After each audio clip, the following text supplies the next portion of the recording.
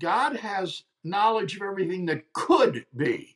That's his natural knowledge of all possibilities. He also has knowledge of what will be. That's his free knowledge of the actual world. But then in between these two is his knowledge of what would be under various circumstances. And because it's in between the other two, for lack of a better name, it's called middle knowledge.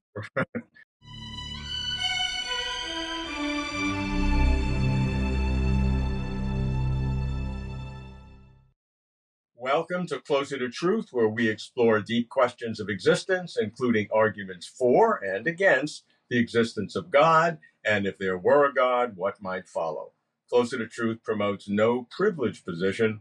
Rather, we seek precision and clarity in diverse, even conflicting ideas.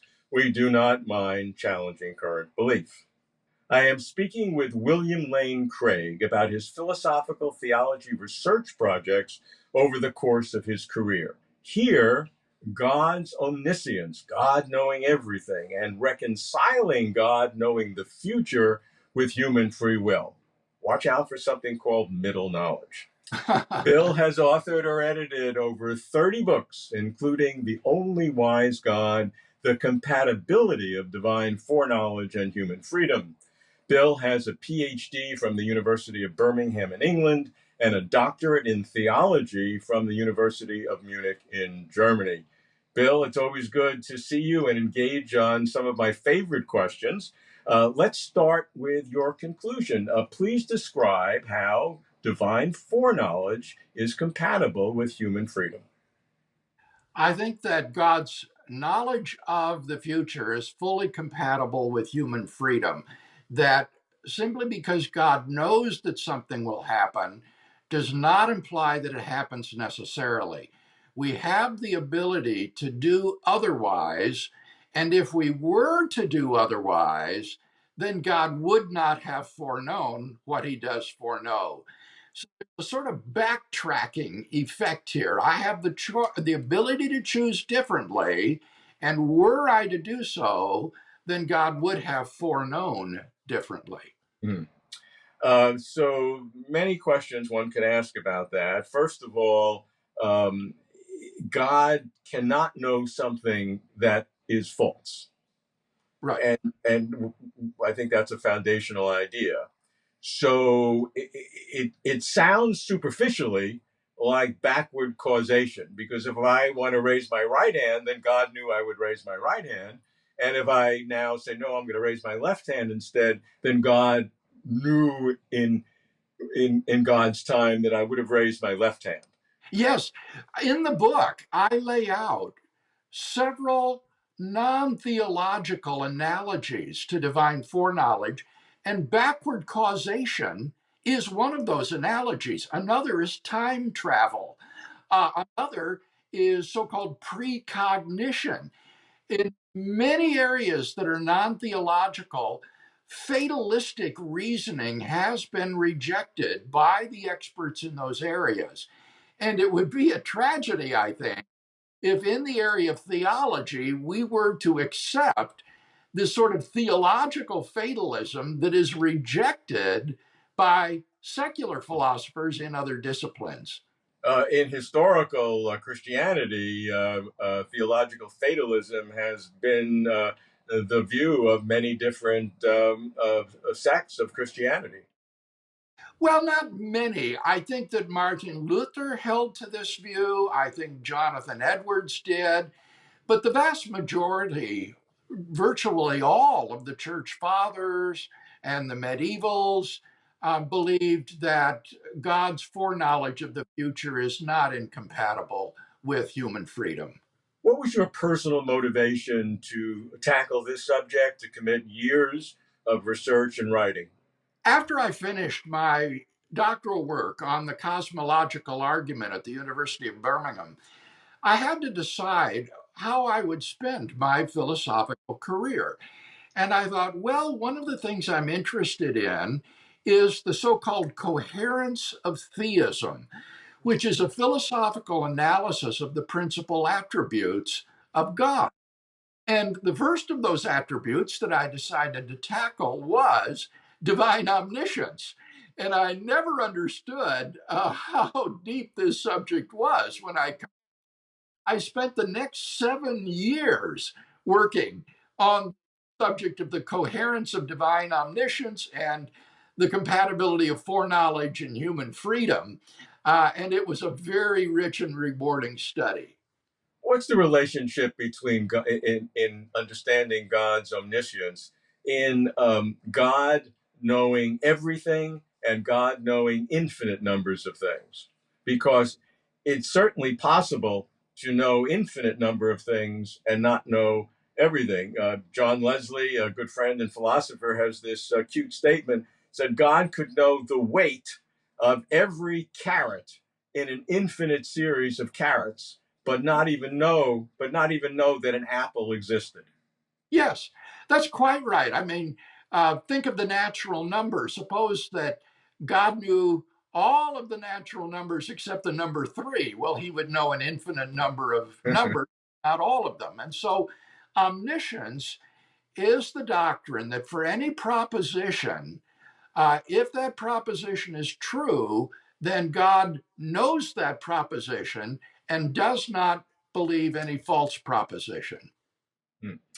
Okay, so going into the specific study of God's omniscience versus human freedom, going into it, what were your assumptions and what were your initial questions? Well, as a Christian, I believe that God does have foreknowledge of the future. I think this is clearly taught in the Bible. So I believed that God foreknows the future. I also believed in human freedom. I think the fact that we can sin and rebel against God and do evil requires significant human freedom. So I was committed to both freedom and foreknowledge. And the question was, how do you put these together? Is there some sort of incompatibility here?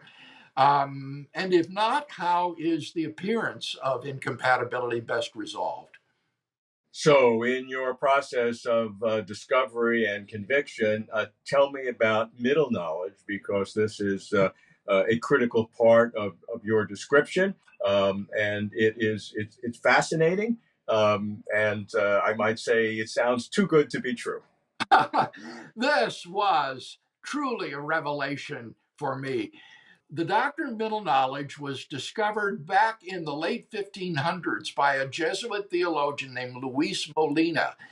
But within a few centuries, it was eclipsed and fell into utter obscurity until Alvin Plantinga resurrected the doctrine in 1974 with no knowledge of Molina at all. Anthony Kenny said to Plantinga, "You're describing middle knowledge." And Plantinga said, "What's that?" And it out that this had all been done before. And what middle knowledge says is that God has knowledge not only of everything that could be, and not only everything that will be, but also of everything that would be under any circumstances. So, for example, he knows not only what I will eat for lunch tomorrow, but he knows what I would have done had I been the procurator of Judea when Jesus was brought on trial by the Jewish Sanhedrin. He knows for any set of circumstances what any person would freely do in those circumstances.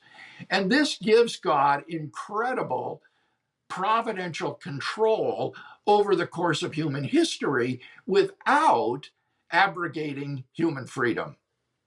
And so providential control is a critical motivation, it sounds, in your attempt to harmonize divine omniscience and foreknowledge with human freedom, because Well, God needs to have this, we need to have the certainty, the 100% certainty that God will bring about what He says needs to happen. So, I want to issue a corrective there, Robert. The proposal for reconciling foreknowledge and freedom is inspired by the medieval theologian William Ockham, who said that I have the ability to do something different. But if I were to do that, then God would have foreknown differently. This analogy to backward causation, as you put it. right. Molina's middle knowledge adds an extra wrinkle to this in that it explains how God could know these future free acts of people.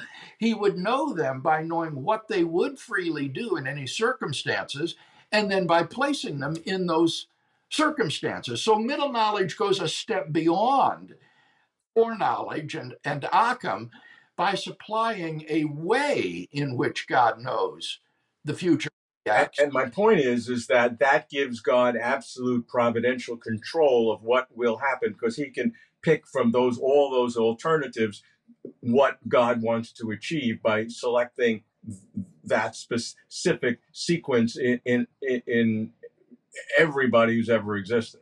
Yes, and that was Molina's motivation, not mine. Molina wanted to have a theory of divine providence that, in contrast to Calvin and Luther, would permit God to have sovereign control of the world of free creatures without abrogating their freedom. And his doctrine of middle knowledge is a brilliant synthesis of human freedom and divine sovereignty, in contrast to the view of Calvin and Luther. Okay, we are now using the term middle knowledge. Middle assumes if you use that term, there's something before it and something afterwards. So I know middle knowledge comes between God's natural knowledge, this sort of metaphysical necessity, and God's free knowledge, what really will happen. Explain that to me so I could really understand it. Right. Remember again what I said. God has knowledge of everything that could be. That's his natural knowledge of all possibilities. He also has knowledge of what will be. That's his free knowledge of the actual world. But then in between these two is his knowledge of what would be under various circumstances. And because it's in between the other two, for lack of a better name, it's called middle knowledge. Right. So oftentimes when you see the term and philosophically, you want to know what's on the other side. And I think naturally is on the other side. But for those who don't know what middle knowledge is, the greatest illustration of this is in Charles Dickens' wonderful story, A Christmas Carol, where the ghost of Christmas yet to come shows Scrooge these horrifying visions of Tiny Tim's death and Scrooge's own death. And Scrooge says to the spirit, are these the shadows of things that will be? Or are these the shadows of things that may be only? Yeah. And the spirit does not answer Scrooge a word. Why?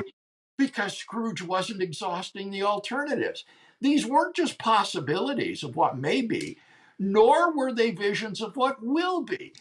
They were visions of what would be if Scrooge were not to repent and change. And so it's a great illustration of middle knowledge. So God chooses a world in which every one of who knows how many humans have existed, tens of billions, I've seen the term 100 billion, maybe more, of humans throughout history freely choose every action, every thought. So I'm wondering, is that even possible? Obviously, the numbers are immense, the conjoined probabilities, but I know any finite number doesn't trouble an infinite God. I mean, that's an easy answer. I'm just wondering whether it's logically conceivable for the intersection of the literally zillions of different choices that each of us make in our lives, because it has to be the intersection of those for the one world that God actually actualizes. I think that this just underlines the majesty and the awesomeness of God, because as you say, this would involve infinite complexity. And that shows what a superlative and remarkable attribute omniscience is.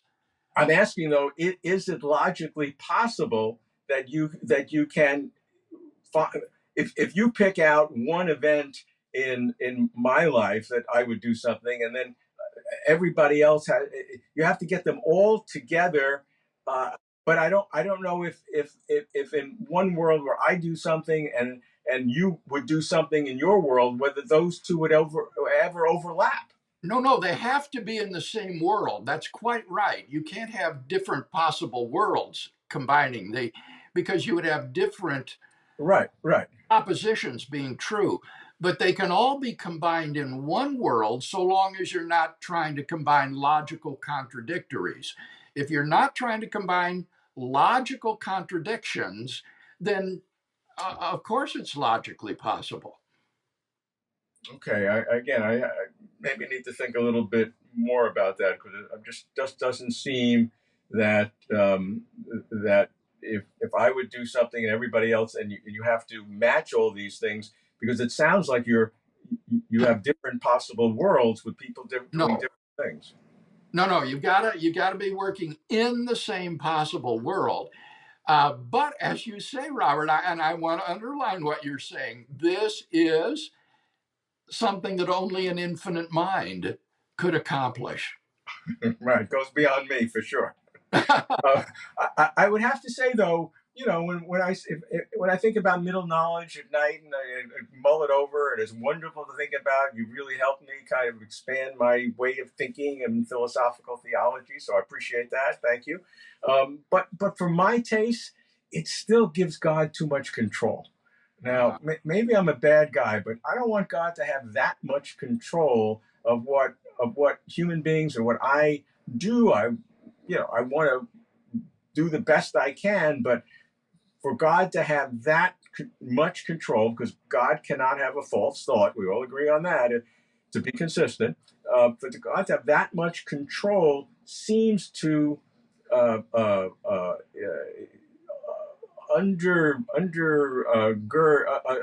kind of leach out our own responsibilities for existence.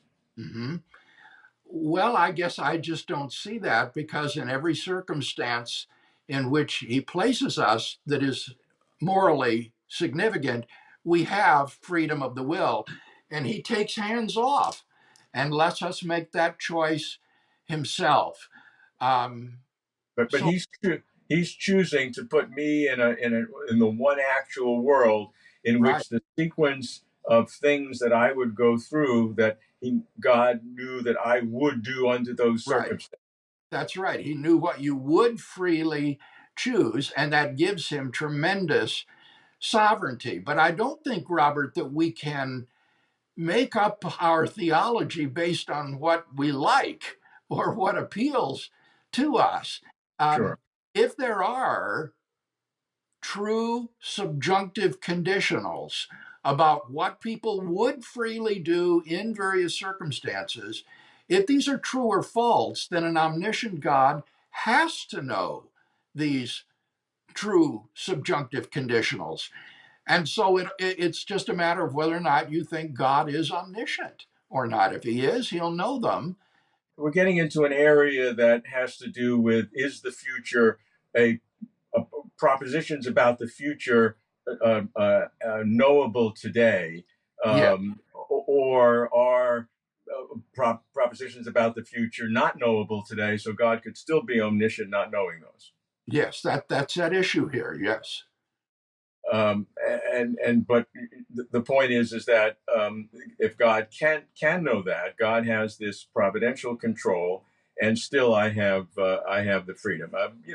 I understand it very well, and every time I start to think about it again, I kind of drop back a little bit in terms of really appreciating how it works. Let me ask you this, just for fun, let's say God told you, or told us together, that his secret to divine foreknowledge is not middle knowledge. And he said, that's, I'm going to just tell you that one thing. It was a good idea, very clever. I appreciate Lewis. I appreciate Bill, but that's not the way it works. Right. What would be your second choice to harmonize divine foreknowledge and human freedom? Oh, well, as I say, my solution is basically Occam's, that I explained before. So if there is no middle knowledge, my solution is really an Occamist solution that doesn't require middle knowledge. It's just that without middle knowledge, I think it would be very difficult to have a robust doctrine of divine providence. Right. So in Occam's approach to it, it's some combination of backward causation or precognition or some other It's kind like of that. It's analogous to it. It isn't analogy. Sure, sure. causation because we don't have any backward ability to affect the past, but it's analogous to it, just as it's analogous to time travel. You know, the time traveler can go back in time and do things that are different than what actually happened. And that's analogous to foreknowledge. Yeah, and those all breed internal contradictions at times, and there's a whole. Obviously, we humans have talked about this forever. What's been the reaction among Christian philosophers or philosophers in general to middle knowledge? Christian philosophers are quite divided about this, but Dean Zimmerman, who is a Christian philosopher at Rutgers of some prominence, has said that he thinks that the most popular position among Christian philosophers is middle knowledge.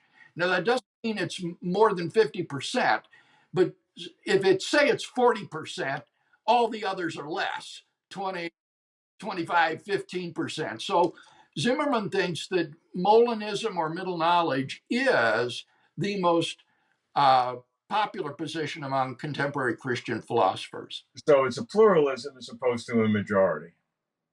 Yes. Okay.